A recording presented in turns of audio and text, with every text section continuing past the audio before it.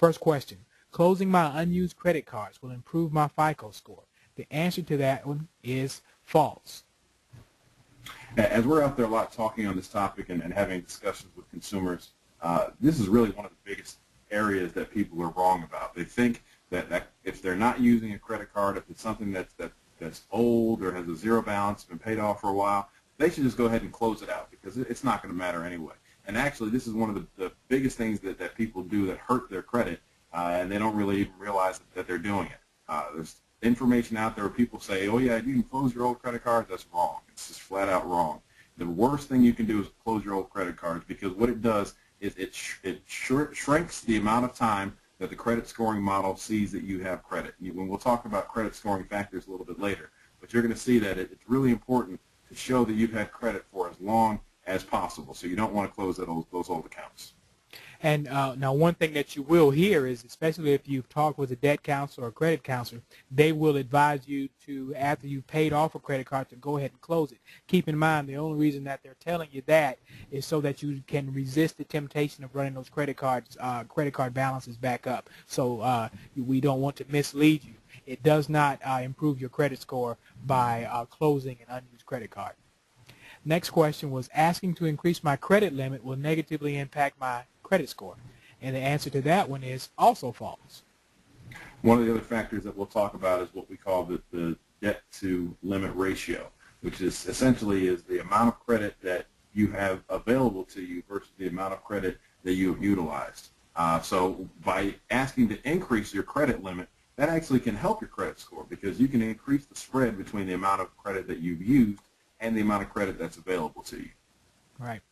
Now, next question would be, applying for store credit cards has the same impact as applying for major credit cards. And the answer to that one is false.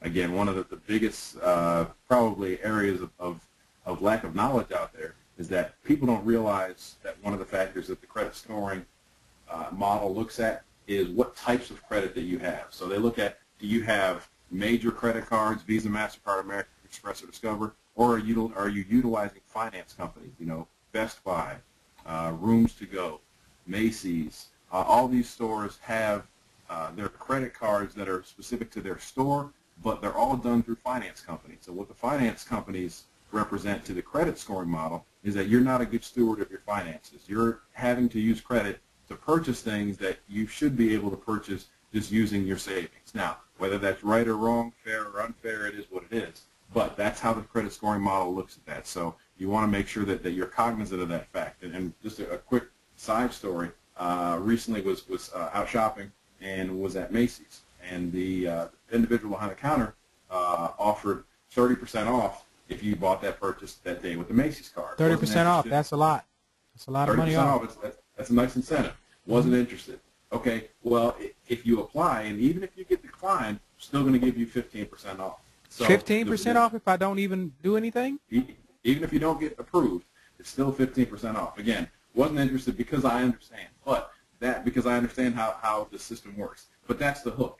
They try to get you hooked. And why is it? It's twofold. One, because they know it's a little bit easier to get approved for store credit cards, so you're still going to go through with your purchase more than likely. And number two is that store has you on the hook for that credit card. You can't use a Macy's card at Dillard's. It doesn't work that way. So you have to continue to come back to that store. So it's really such a huge win for the scope, for the companies, for the stores, when they get you to utilize that credit card. And it's really not that much benefit to the consumer because your rates are usually higher, your credit limits are usually lower, and you have that impact on your credit report of a finance company credit card.